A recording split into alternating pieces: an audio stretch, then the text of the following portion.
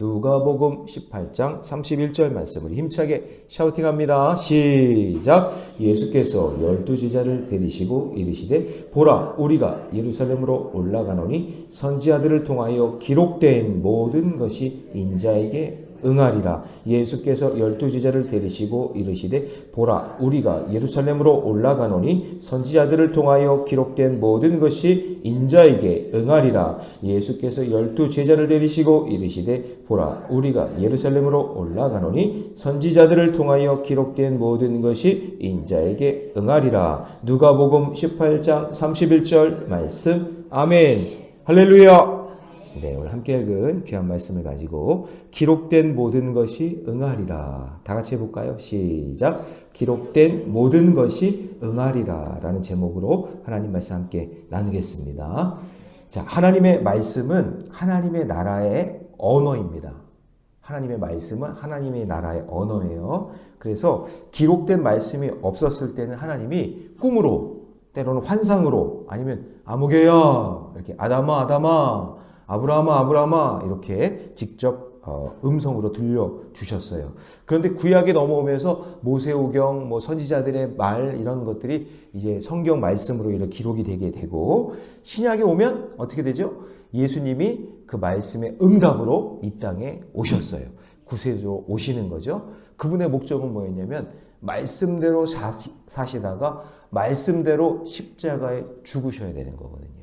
그것 때문에 이 땅에 오신 거예요. 예수님은 이 땅에서 잘 먹고 잘 살기 위해 오신 것이 아니라 그분은 그 하나님께서 말씀해 주신 그 말씀이 응답되기 위해서 이 땅에 오셨고, 그 말씀대로 사시다가 말씀대로 십자가에 못 박혀 죽으신 거예요. 믿으시기 바랍니다. 슬픈 일이고 마음 아픈 일이지만, 그런데 예수님은 하나님의 그 말씀하신 대로 응답하시기 위해서 이 땅에 오시고 십자가에 죽으셨다. 우리가 그것을 기억해야 됩니다.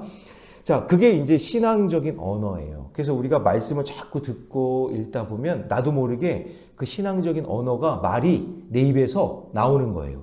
저희 아이들이 태어나서 충청도에서 제가 목회를 했잖아요. 3년 6개월 동안 했는데 아이들이요, 어느 순간 할머니들 얘기하는 그 말에 입술에 그 배 가지고 충청도 말을 하고 있더라고요, 애들이.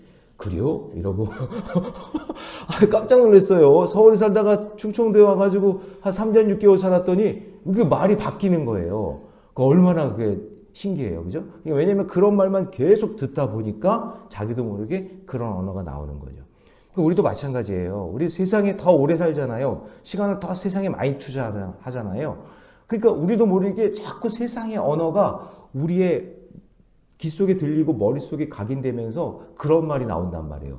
그런데 이렇게 매일매일 하나님 말씀 듣고 말씀 묵상하고 성경 읽고 샤우팅 하다 보면 나도 모르게 하나님의 말씀이 내 입에 배서 그 말이 내 입에 나오는 거예요.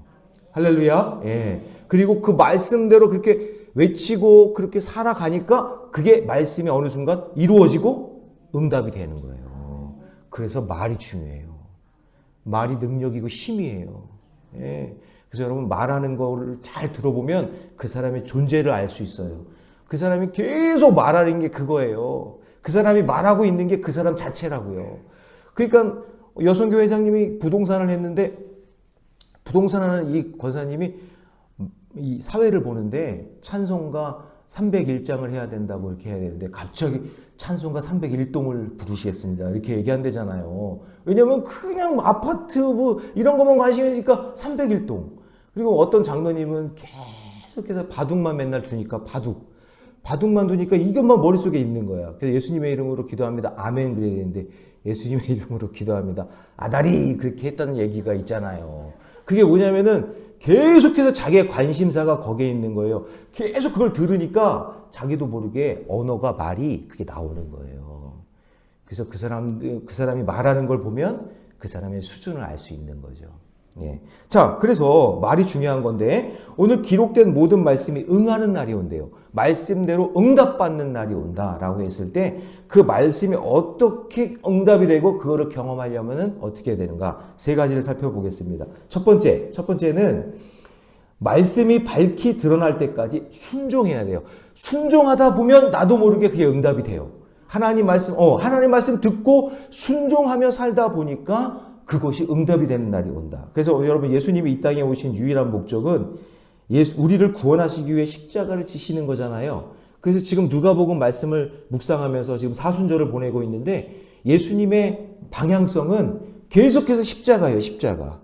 십자가 계속 얘기하는 거예요. 그걸 얘기하니까 마지막까지 그게 응답이 되는 거예요. 그런데 그런 언어를 모르고 그런 뜻을 모르는 제자들은 예수님의 마음을 모르는 거예요. 예수님은 기록된 말씀이 이루어지기 위해서 그 목적을 향해 계속 가시는데 말씀하시면서, 근데 제자들은 그걸 모르는 거죠. 자, 예수님의 모습을 볼까요? 31절 샤우팅한 말씀이에요. 다 같이 시작. 예수께서 12제자를 데리시고 이르시되 보라, 우리가 예루살렘으로 올라가노니 선지자들을 통하여 기록된 모든 것이 인자에게 응하리라. 기록된 모든 말씀은 메시아가 오셔서 우리를 위해 십자가에 죽으셔야 돼요. 어린 양의 죽음처럼. 어린 양이 죽어 구원의 이 역사를 이루기 위해서 예수님이 십자가를 지기 위해 가는 그 응답을 향해 계속해서 가고 있거든요. 그런데 제자들은, 자, 34절 시작. 제자들이 이것을 하나도 깨닫지 못하였으니 그 말씀이 감추어졌으므로 그들이 그 이르신 바를 알지 못하였더라. 그러니까 예수님은 언젠가는 깨닫는 날이 올 것이고 또한 오고 가는 후세들에게 계속해서 남겨야 되기 때문에 깨닫지 못하는 제자들에게 마지막까지 최선을 다해서 양육하고 가르쳐 주시는 거예요. 그래서 여러분, 오늘 이 새벽에도 주의 음성을 듣는 거예요. 그러면 나도 모르게 그 말씀대로 살려고 노력하잖아요. 순종하다 보면 그 말씀이 응답하는 날이 온다니까요. 참 신기해요. 저는 집사람이랑 이렇게 결혼하기 전에 우리가 결혼해야 될까 말아야 될까 서로 그렇게 좋아하면서 괜히 이제 기도원에, 안양에 있는 갈매산 기도원이 있거든요. 거기 가가지고 우리 기도해보고 결정하자. 그래가지고 이제 막 기도를 했어요. 기도를 하고 난 다음에 얘기를 나누는데 뭐 결혼 이런 것도 아닌데 우리 애 4명 낳자고, 결혼 얘기도 안 했는데 애 4명 낳자고, 그때 그렇게 얘기를 한 거예요. 근데 참 하나님은 참 신기하죠. 그때 결혼도 안 했는데 그 철없을 때 얘기한 그거를 그대로 응답해 주시네요. 지금 4명이에요. 하나님 4명 주시는 거예요. 참 신기하죠. 그러니까 여러분, 우리가 믿음대로 살고 말씀대로 순종하려고 하고 그렇게 계속 기도를 하다 보면 그 말이 능력이 돼서 그게 응답이 되는 날이 온다니까요. 자, 여러분 봅시다. 성경에서 아브라함을 한번 생각해 보세요. 아브라함. 갈 바를 알지 못했죠? 그냥 무지렁이였어요. 몰라요. 아무것도. 하나님이 뭔지도 모르고, 뭔지도 모르지만 그냥 아브라함에 들려오는 그 음성에 따라 순종했어요. 갈 바를 알지 못하고 본토 친척 아비집을 떠났단 말이에요. 그냥 떠나는 거예요. 그런데 가는 길이 어때요? 순탄해요? 순탄하지 않잖아요. 근데 막 기근이 나가지고 애굽으로 갔다가 자기 아내를 누이라고 속이고, 그리고 막 여러 가지 일들을 통하지만 그때마다 하나님이 아브라함아, 아브라함아 하면서 갈 바를 알지 못하는 그 인생을 계속해서 잡아 끌어서 계속해서 견인해서 끌고 가시잖아요. 그거예요, 그거. 우리 잘 몰라요. 미련해요. 그런데 자꾸 듣고 순종하다 보면 어느 순간 내가 약속의 땅에 와 있는 거예요.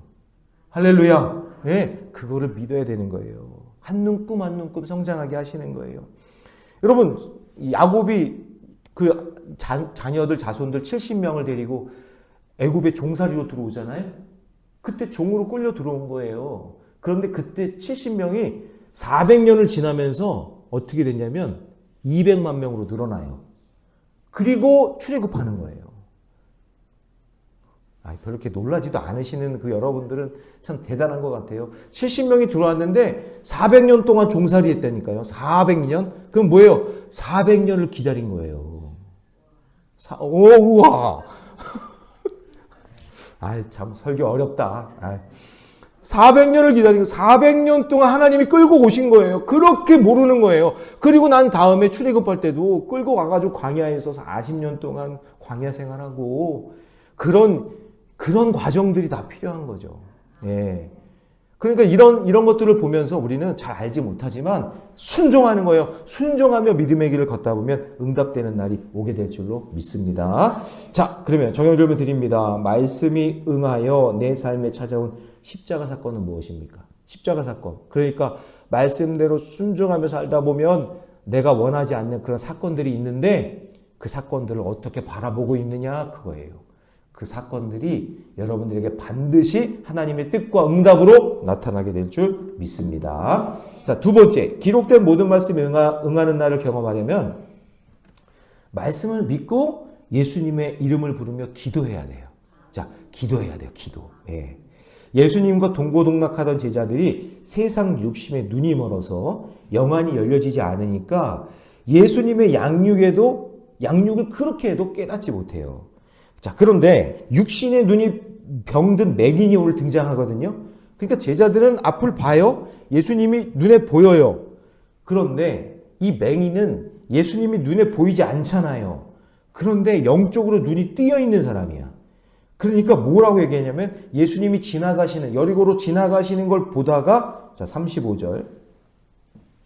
같이 한번 읽어봅니다. 시작. 여리고에 가까이 가셨을 때에 한 맹인이 길가에 앉아 구걸하다가 36절. 무리가 지나감을 듣고 이 무슨 일이냐고 물은데, 자, 그러니까 이 맹인이 예수님이라는 분이 어떤 분인지를 벌써 소식을 들었던 거고 자기 삶의 자리에서 내가 언젠가는 예수님을 만나고 싶다. 내가 언젠가는 만나야지 하는 그런 마음을 가지고 있었는데 여리고로 예수님이 지나간다라는 소식을 듣고, 자, 어떻게 하죠? 지나가시니 37절. 그들이 나사렛 예수께 지나가신다 하니 38절 같이 있습니다. 시작. 맹인이 외쳐 다윗의 자손 예수여 나를 불쌍히 여기소서 하거늘. 39절 시작. 앞서 가는 자들이 그를 꾸짖어 잠잠하라 하되 그가 더욱 크게 소리를 질러 다윗의 자손이여 나를 불쌍히 여기소서 하는지. 자, 여러분 저를 보세요.